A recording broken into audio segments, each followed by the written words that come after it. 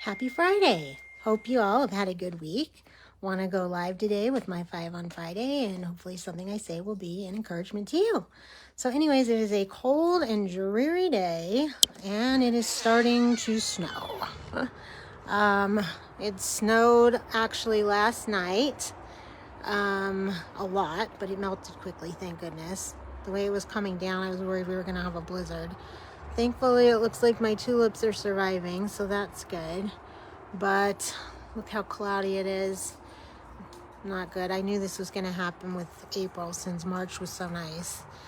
But anyways, hopefully it's not going to last too long. By Sunday it's supposed to be better and more sun come out and not as cold and dreary. And next week's supposed to be warm. So let me know how the weather is where you are. I would love to know. Anyways, moving on. Today is day 546. The hostages are still in Gaza. Unfortunately, things have stalled. Not much is going on for a deal. Hamas will not come back to Israel's. Israel had countered their proposal and they will not respond. So nothing is happening. Horrible. Of course, war continues on, unfortunately. So, if they would just release hostages, this would be over. I don't understand why this is so difficult. But anyways, I'm using my energies into a passion project. And I am making place cards to go on a Passover table for a friend of mine. We're actually doing this together. Of the 24 remaining hostages that are hopefully still alive. And then she's taking on the ones that are deceased doing projects with those names. But the names I've got, I'm making place cards. Let me show you. These are going to be the place cards. And they're going to go on the table. She's going to a retreat. And they're going to go on her table at the retreat. And hopefully people are going to be able to say their names and pray. And there's a ribbon on the inside. But there's Don, and Alone, Guy, Ram, Matan, Bar, Nimrod, and Evitar, I think it is. And that's just 8. I'm still working on the rest. So please continue to pray for their safety and their release. And I'm going to continue working on them. Hopefully I'll have them done by the first of the weekend. And I'll take a picture and do a whole post on it. So anyways, hopefully this is going to help somehow to get them back. So anyways, moving on to my mom. Went to see her on Monday. We have somebody new that's going to go see her. They're doing a project, well, not a project, they have a thing going on at the shul where she used to go as a kid, HEA, and they're having people go and visit elderly and sick in different places, if they're home or in a nursing home, whatever. And we've got her matched with somebody who's actually just a couple years younger than her, a gentleman. But he just has his mind and he can walk and all that, living his life, his best life, which I wish my mother was. But anyways, so he came on Monday and visited with her and us for a while to get to know her, and I think it's going to be good. So she's pretty much plateaued again, stable at the moment. I had a care conference this morning with the social worker who I really like her as a person, but as a social worker, terrible. I talked about the clothes that were missing again. I've now purchased some more today. I'm putting them in there tomorrow on Monday, and we'll see how long they stick around. Hopefully they're going to stay there this time.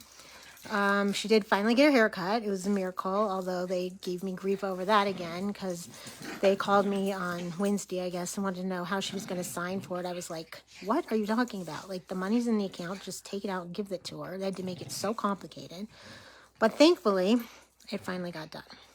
So that's good. But they also were talking about, the whole social worker is talking about today in the care conference about asking these questions about if she's going to stay on hospice, whatever. I don't know why she was doing that. It was making me very nervous. But I am so thankful for the hospice social worker because she was there with me, backing me up. And she pretty much shut her up, thank goodness, and told her she was fine on hospice. She wasn't going anywhere. So hopefully that didn't mean they were trying to kick her out of the private room, because that would be horrible. I just don't understand with these care conferences why the caregivers don't come, because those are the people that are with her all the time. And that's the information I want. I want to know how she is in day to day, you know, when I'm not there and the caregivers are taking care of her, but they never show up to these things. So anyways, that's that. I did Mondays with Mom. I asked her about Amelia's birthday, which is my next thing, which her birthday was on Wednesday. And we celebrated her pretty much since last Saturday. We went to Celestial Seasonings Tea Factory in Boulder, and it was good. I've never been there before. I've lived there all my life. Sorry about my crazy dogs. The tour wasn't great because there was nothing going on, but it was fun to actually go into the tasting room, and the gift shop was really nice. So that was good. And then on Wednesday, her actual birthday, we went and did a birth chart reading. So that was fun. We'll see if any of that comes true. You know, Amelia's done amazing things in her 27 years, and I'm so proud of her. But the only thing that's missing is love. That's the thing she wants more than anything. So hopefully she'll get that. And I did the birth chart reading too. I thought it was so interesting. I wanted to do it, but I had some interesting things come up, so we'll see if those happen. The only thing that didn't come up really that much is career, which I don't understand. I still didn't get clarity on that. But then that takes me into number 4, which is Etsy, which of course is still pretty much, I want to say it's dead. I mean, I have some orders, not great, better than nothing. But I got scammed this week on a job that I had seen on LinkedIn. And I knew it was too good to be true. I should have known by, you know, red flags, you know, when you trust your gut kind of thing. I should have known right away when it messaged me on WhatsApp and then asked me to get another app called something Telegram or something like that. And it was for property management, or no, it was like some kind of like Airbnb, hotels and destination travel type thing job, to upload reviews that had already been posted. And I knew it was too good to be true. And I spent almost all day on it Tuesday, the training. And when it got to the point where they asked me for money, I knew it was a scam and got out of it. Wasted a ton of time. I just don't understand why people do this stuff. It's horrible. But hopefully I got out of it before anything terrible happened. But I did get a job.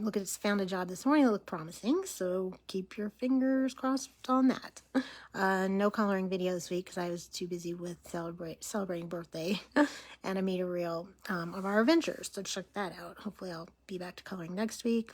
And then number 5 is prayer. We need to pray for people that I know, of course, Josh, and thankfully I did hear from him. He is not doing well, so please keep him in your prayers, but at least he's alive, and you know, I was able to connect with him, hopefully more soon. And then just pray for health for my friends Bobby, Julie, Carissa, Rhoda, Elizabeth, Allison, Kara. And then I just wanted to end with the prayer from Maria Shriver, Sunday Paper. Hang on one sec. Prayer of the week. Dear God, thank you for the journey, the winding, often messy road that brings us to knowing. Help us walk in peace, keep our hearts open to others, and guide us to feeling at home with ourselves. Amen. And quote of the day is, I am out with lanterns looking for myself. Emily Dickinson. So anyways, I hope something I said was helpful and encouragement to you. If you're in need of prayer, let me know. And Shabbat Shalom.